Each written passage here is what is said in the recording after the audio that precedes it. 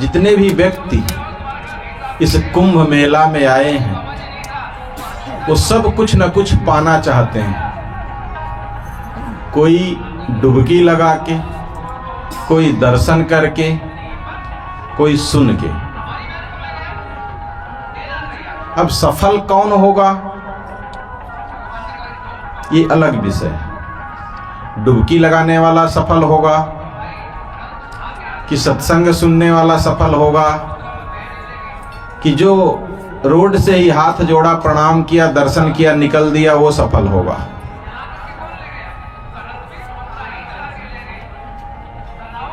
सोचना है हमें। एक छोटी सी बच्ची है, नाबालिग है,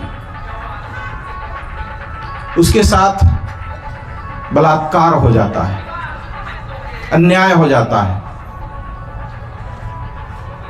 अब आपको जज बनाया जाता है कि आप इसका फैसला करिए, इसको बरी कर दीजिए या इसको सजा दीजिए।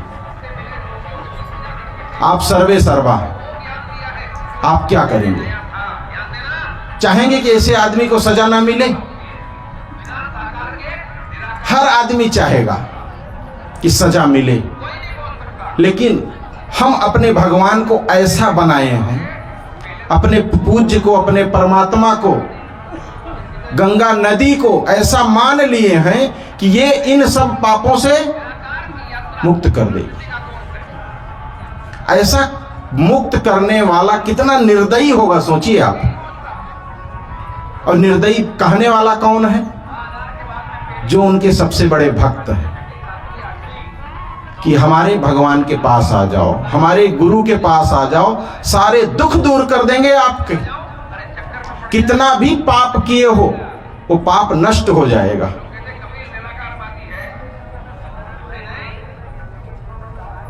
हमारे पास शब्द नहीं है ऐसे व्यक्ति के लिए। कैसा शब्द नहीं, मतलब इतना, मतलब वो आदमी इतना निर्दयी होगा, नियम कानून से कोई मतलब ही नहीं उसको, एकदम कहा जाए कि बेईमान। आप खुद सोचिए, किसी के साथ अन्याय हो जाए, किसी को न्याय न मिले, ये सही बात है। लेकिन लोग क्या करते हैं कि भगवान को भी घूस दे देते। 1 लाख का सरकार से गबन किए और 1100 रुपए का लड्डू मंदिर में चढ़ा दिए। होता ही नहीं होता है? या 5000 का भंडारा करवा दिए, 10,000 का। भगवान भी खुश हो गया। ये भगवान को इतना अन्यायी बनाते कौन है? हम ही बनाते हैं ना। भगवान तक तो है नहीं कहीं पर, लेकिन आदमी जो मानता है उनको, और उनको जिस ढंग से उनकी छवि समाज में प्रचारित है, वो इस ढंग से है कि एकदम कहा जाए कि गिरा हुआ इंसान, जो सबसे ज्यादा घूस लेता हो, सबसे ज्यादा अन्याय करता हो, है कि नहीं है? मतलब घूस ले करके वो चुप हो जाता है। एक बेटी के साथ बलात्कार हुआ, उसको थोड़ा सा घूस मिल गया, वो चुप हो गया। गांव में ऐसे कई अधिकारी होंगे, आप जानते होंगे, नजर में होंगे आपके, उसको कितना बुरा दृष्टि से देखते होंगे आप लोग। और ऐसा हम भगवान को भी अपने समझते हैं कि भगवान भी ऐसे ही है। बंधुओं, हम सब सत्य से बहुत दूर हैं अभी। सत्य कुछ और है और हम चल किसी दूसरी दिशा में रहे। अपने कर्मों को सुधारना होगा, गलत कर्मों को छोड़ना होगा। बस कोई भगवान, भवानी, देवी, देवता, गंगा मैया या जमुना मैया कोई नहीं काट सकती। तमाकू तक तो छुड़वा नहीं सकती गंगा नहाने वालों की। अगर ये 40 करोड़ लोग जो नहाएंगे, अगर केवल तंबाकू छूट जाए इनकी, मैं सोचता हूं कि बहुत बड़ी बात हो गई कि नहीं? नहीं हो सकता है। वहीं लोग नहाते नहाते खाते हैं, नहा के निकलते डुबकी लगा फिर शुरू मलना। बंधुओं, हमें सुधार करना होगा। और ये सुधार आपको तब आएगा जब आप सरस्वती में स्नान करेंगे। तब समाज में ये प्रचारित है कि यहाँ 3 नदियां बहती, गंगा, जमुना और तीसरी सरस्वती। तीनों में स्नान करेंगे, लेकिन सबने गंगा जमुना तो देखा, लेकिन सरस्वती का दर्शन हुआ क्या? स्नान हुआ क्या? नहीं हुआ। लेकिन कहने वाले ने सही कहा, जो समाज में प्रचार है उसमें सही प्रचार है कि जो इन तीनों में स्नान करेगा वो फल पाएगा। लेकिन समस्या यहां सबसे बड़ी ये है कि हम सबको सरस्वती मिलती ही नहीं। कुंभ मेला तो आते हैं और बिना सरस्वती में स्नान किए वापस चले जाते हैं। अब ये स्नान होगा कैसे? बताएगा कौन कि भैया हाथ पकड़ के ये है सरस्वती नदी, यहां डुबकी लगाओ। आप घाट पर जाओगे तो आपके पास पंडे पहुंच जाएंगे, पुजारी पहुंच जाएंगे, यहां चढ़ाओ, यहां दूध डालो, यहां जल डालो, यहां ये करो। लेकिन क्या कोई बताएगा कि सरस्वती नदी कहां पर है? यहां संत जन बताते हैं। सरस्वती का मतलब क्या होता है? आप जब याद करिए, जब आप छोटी कक्षा में थे, चौथी, पांचवी, पहली, दूसरी, तो सरस्वती किसे कहते थे? विद्या को। विद्या मतलब ज्ञान।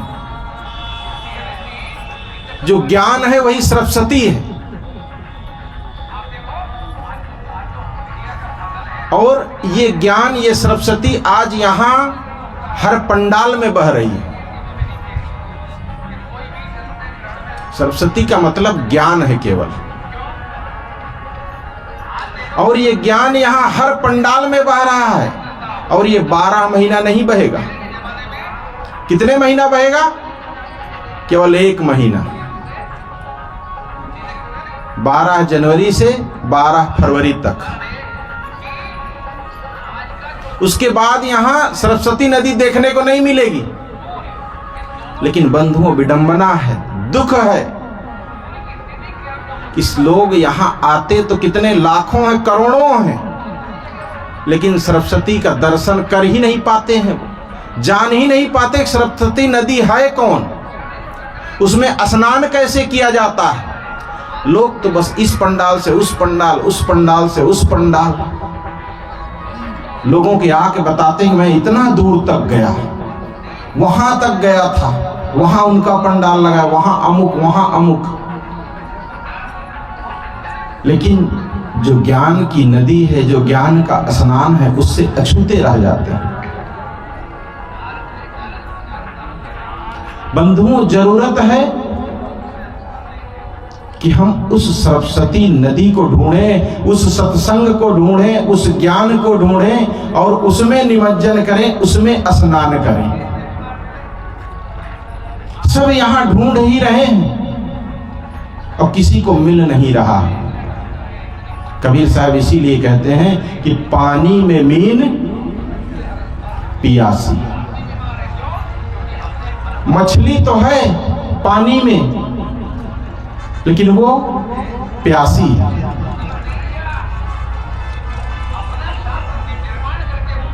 वो मछली कोई और नहीं है, हम ही है वो मछली। हमको पता है कि ज्ञान कहां है, लेकिन हम उस ज्ञान की तरफ नहीं दौड़ते हैं। हम तो केवल पंडाल पंडाल दौड़ते हैं। जमुना और गंगा में नहा के सोचते हैं बस हो गया काम, स्नान करने बस आए थे, स्नान हो गया। जो असली स्नान है ज्ञान की गंगा में, उससे अछूते रह जाते हैं। और इसका स्नान कहां होगा? सत्संग में होगा। जब कहीं बैठेंगे, अस्थिर होके, शांत होगे, तब आपको बताया जाएगा कि तुम जिसे ढूंढ रहे हो, जिसे पाना चाहते हो, वो तुम्हारे पास है। हर आदमी अपने जीवन को, अपने परिवार को, अपने बाल बच्चों को सुखमय बनाना चाहता है, बस कि हमारे जीवन में कभी सुख कम ना हो, कभी दुख ना आए, हमारा जीवन हमेशा सुखमय बना रहे। और इस काम के लिए वो कुछ भी करने को तैयार है। जहां नाक रगड़ने कहोगे वहां रगड़ेगा, वैष्णो देवी जाने कहोगे वहां जाएगा, पहाड़ पर चढ़ने कहोगे वहां जाएगा, एक डुबकी लगाने कहोगे 4 लगाएगा। बस शर्त यह है उसका दुख मिटना चाहिए, उसके जीवन में दुख नहीं आना चाहिए। पुरुष हो, महिला हो, कोई भी हो, इस काम के लिए सब आदमी दौड़ रहे हैं और वही भावना लेकर हम सब घर से निकले अपने दुख को कम करने के लिए। लेकिन बंधुओं, हर दुख के पीछे कोई ना कोई कारण होता है, ये आपको समझना होगा। दुख मिटेगा आपका, बस आपको तरीका जानना होगा, वो टेक्निक जाननी होगी कि उसको खत्म कैसे किया जाए। वो तरीका केवल संतों के पास है। वो संत आपको बता सकते हैं कि आपका दुख कैसे कम किया जाएगा, कैसे दूर किया जाएगा। बाहर आप स्नान करके, भगवान का दर्शन करके, परमात्मा का दर्शन करके सोचे कि हमारा दुख दूर हो जाए, हमारी समस्या का समाधान हो जाए, तो ये कभी संभव नहीं है। इसको तो करते करते आपके बाल काले से सफेद हो गए। हमारे दादा बाबा सब चले गए यही सोचते सोचते। किसी का कम हुआ, कारण समझना होगा। कारण क्या है आखिर? पहले क्या समझना होगा कि दुख आता कहां से।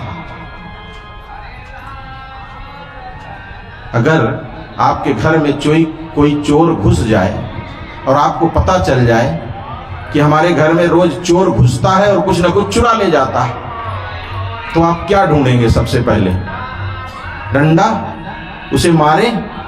पहले ढूंढेंगे कौन सा दरवाजा खुला रह गया, कहां पर हमारी दीवार टूट गई, कहां पर बाउंड्री टूट गई, कहां से कमजोर है, ये जानना जरूरी है। तो बंधुओं, इसी प्रकार आपको अपने जीवन में भी ये समझना सबसे महत्वपूर्ण है, दुख आता कहां से, दुख है क्या चीज आखिर।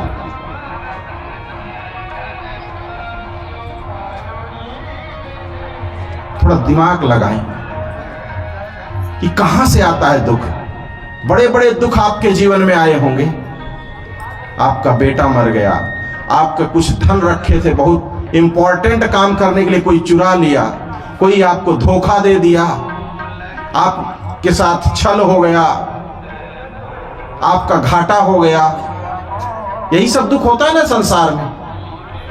आप अपने बेटे से बहुत आशा रखे थे कि अब इस साल ये काम करवाऊंगा, उसे ये कहूंगा बेटा ये कर दे वो कर दे, लेकिन वो नहीं किया, बहुत दुख हुआ, उल्टा जवाब दे दिया। दुख आने का केवल एक ही रास्ता है। वो क्या रास्ता है? वो है हमारे कर्म। ध्यान से सुने, वो है हमारे कर्म, ना कि दूसरे के। हमारे जीवन में जितने भी दुख आते हैं वो हमारे कर्मों का परिणाम है। रामायण में एक पंक्ति आती है, आप लोग सुने होंगे, कर्म प्रधान विश्व रचि। देखो बाबा जी को याद है, विश्व रचि राखा, और जो जस करे सो तस फल चाखा। अब हम सब वही चख रहे हैं। तो इसमें दुख की क्या बात है? जैसा बोए हैं वैसा काट रहे हैं। ये कौन कहा है? कबीर साहब। बोए पेड़ बबूल का तो आम कहां से खाए। हम सब वही, हम सब बबूल बोए हैं। किसी को बताने की जरूरत नहीं कि कब बोए हैं। आज काट रहे हो, ये उसका परिणाम है। ये कटु सत्य है कि आज अगर हमारे जीवन में दुख है, आपके खेत में अगर कांटे हैं, तो आपने गेहूं नहीं बोया, बबूल बोया है। आपके आज दुश्मन तैयार है तो आपने मीठा नहीं बोला है, कड़वा बोला है। पड़ोसी से, बेटा से, पत्नी से, किसी से भी आपके सगे अपने नहीं हो रहे हैं। ये सब करने वाले केवल हम हैं, कोई दूसरा नहीं। हम कुछ भी करते हैं बंधुओं तो एक बीज बोते हैं। खेत में लोग बीज बोते हैं ना, बढ़िया बढ़िया फसल खेत तैयार करते हैं, कई बार जोतते हैं, पानी डालते हैं, नमी लाते हैं, फिर उसमें बीज बोते हैं। फिर कुछ दिन बाद अंकुर आता है, फिर पानी डालते हैं, खाद डालते हैं, उसकी सेवा करते हैं, फिर उसमें से फल निकलता है। इसी प्रकार बंधुओं हम कुछ भी करते हैं, कुछ भी कह रहा हूं, कुछ भी। एक आदमी गिर गया है, आप उसे उठा दीजिए, ये भी आप एक बीज बो रहे हैं।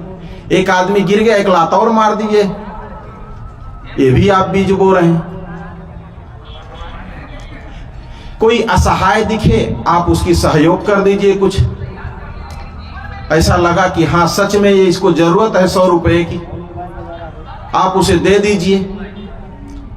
आप दुकानदार के पास गए, किसी का देखो मोबाइल बज रहा है भाई, और उनको पता भी नहीं किसका बज रहा है। बंद कर लें साहब।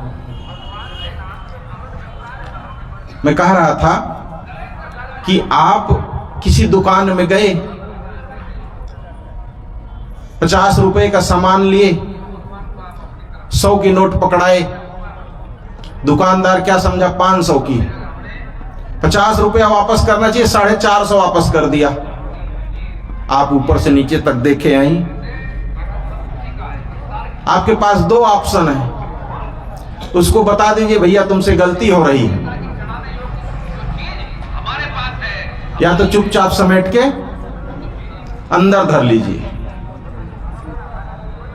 अब हम क्या करते हैं, अधिकतर लोग क्या करते हैं, समेट के रख ही लेते हैं ना।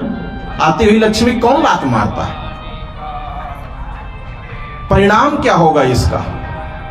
ये जब उगेगा 450 रुपया, तो इसके कांटे कितना चुभेंगे।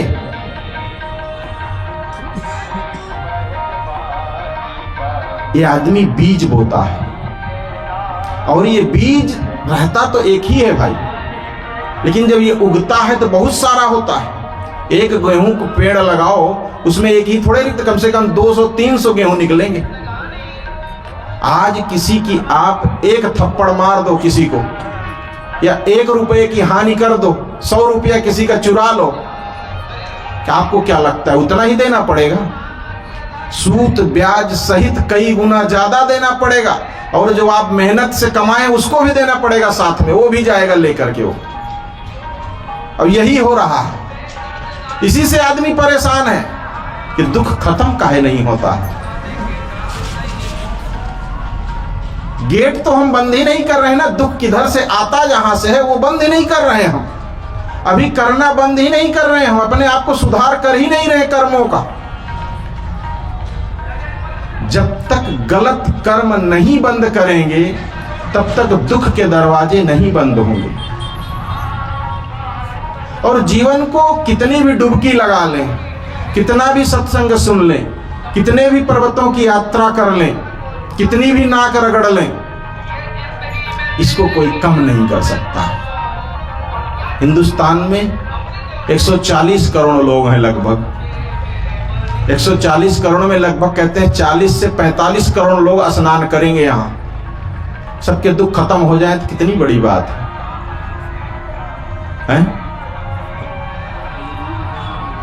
और अगर दुख खत्म होने लगे तो सबको डुबकी लगा लेना चाहिए, 140 को भी। लेकिन क्या कम होता है? यहां आने के बाद कईयों के पर्स कट जाएंगे, कईयों के क्या चोरी हो जाएगी, कईयों क्या हो जाएगा, कितना दुख हो जाएगा उन्हीं को। किसी के संगी बिछुड़ जाएंगे जो मिलेंगे ही नहीं जिंदगी भर। लोग दुख कम करने आते हैं और दुख और बढ़ जाता है।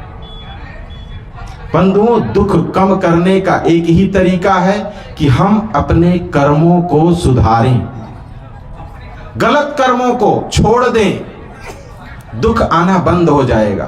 लेकिन तुरंत नहीं बंद होगा, क्योंकि आप बहुत कुछ कर चुके हैं, बहुत कुछ अहित कर चुके हैं, आप बहुत कुछ गलत कर चुके हैं, बहुत सारी गालियां लोगों को दे चुके हैं। वो सब भोगना पड़ेगा आपको, अभी नहीं तो अगले जन्म में।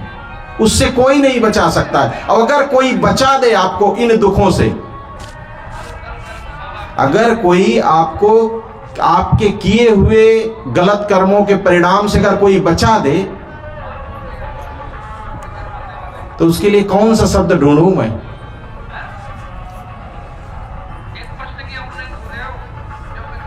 आप ही ढूंढिए कैसे। अब वो सरस्वती बहती है पंडाल में, संतों के दरबार में, तब त्रिवेणी नहाना सफल होगा, सार्थक होगा। तो बंधुओं, हमारा समय तो थोड़ा ज्यादा हो गया है, ज्यादा क्या डबल हो गया है, लेकिन बात पूरी करनी थी कि हम सब अपने जीवन को जिस दिशा की ओर ले जा रहे हैं उधर से मोड़ें और ध्यान दें कि हमारे जीवन में जो दुखों की मात्रा है, इनको कम करने के लिए हमें अपने कर्मों पर ध्यान देना होगा। गलत कर्म आज से करना बंद कर दें। मन, वाणी और कर्म, इन 3 चीजों को सुधार लें। मन से, वाणी से और क्रिया से, इन तीनों से किसी का अहित ना हो, किसी को दुख ना पहुंचे, बस आपका ये शुद्ध हो गया।